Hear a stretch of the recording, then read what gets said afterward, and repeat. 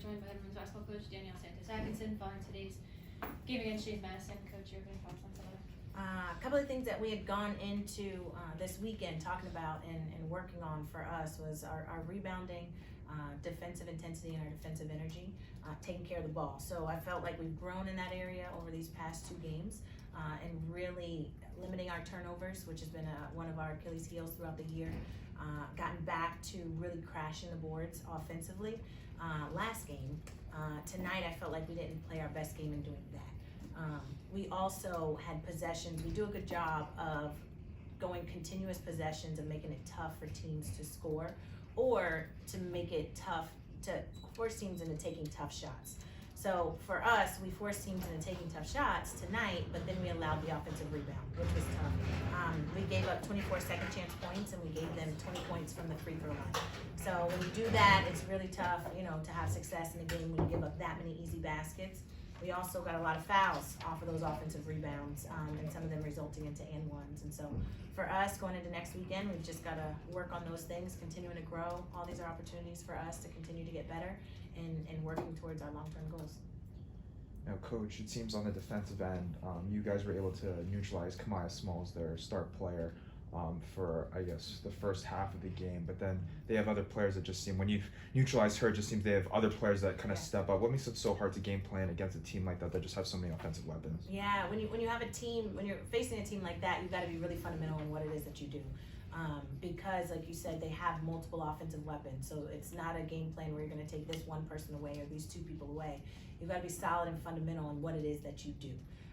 When you're able to do that and you make all shots tough and just not, certain players, then you're able to, great players are going to get their shots and they're going to get their points, but you're also able to limit those opportunities, limit those shot opportunities, make them tough shot opportunities, but then you're also able to limit and keep those other ones at bay that don't normally give as much offensive production. Now, this is also, I guess, looking at a silver line. It's a very lengthy team that seems to close out space really well. And assistant coach Mike West mentioned it at halftime and also at the end, where it forces you guys to kind of, have to make those plays and move the ball a little bit quicker than usual. I guess looking on the positive side, does that really test the growth and test your players' kind of, I guess, instincts on the court there and really help them develop as players? Yeah, definitely. As you said, they're long, they're athletic. And they take risks and they take chances also. And so for us, being able to, finish that game with 13 turnovers with the rate we'd turned the ball over this year, especially in these past few weeks, that was definitely growth in our part to be able to do that. Offensively, we want to be able to make some quick decisions. We want to be able to move the ball, cut and pass with a tempo and a pace. To be able to do that and take care of the ball tonight, then that's definitely growth. Coach, Sorella Neza led your team today with 10 points. And what have you really seen from her all season long as a freshman?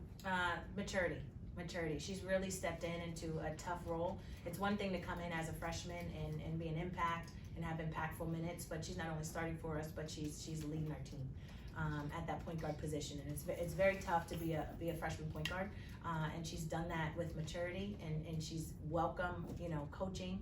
And she's listening and she's growing and she's getting better. She wants to know what can she do to get better, how can I help the team. She wants to put the team in the best positions to score while also looking for her shot. She's very unselfish, but at times when we need her to really be aggressive, which is all the time, she does a great job of doing that as well. I mean, you touched on it. How impressive is that for a freshman to come in here and not only make an impact, but seems like she's on the court basically for the entirety of the game. And for a player that's not used to that coming from high school and then to get put in the fire like that, I mean, that's got to say something, right? Yeah, that definitely. She's learning by fire. It's not only she's on the floor and she's playing a lot of minutes, but it's a long season for freshmen. And so for freshmen, the collegiate season is very, very long. It seems never ending. Because we go a lot longer than the high school season, and she's been able to handle the minutes that she's played while leading our team, and then also the length of our season. Moving forward, 3 more games on the schedule for you, including a couple of away games coming up. What are really your biggest goals to finish out the regular season? Yeah, we want to go into the tournament really being able to play with some consistency.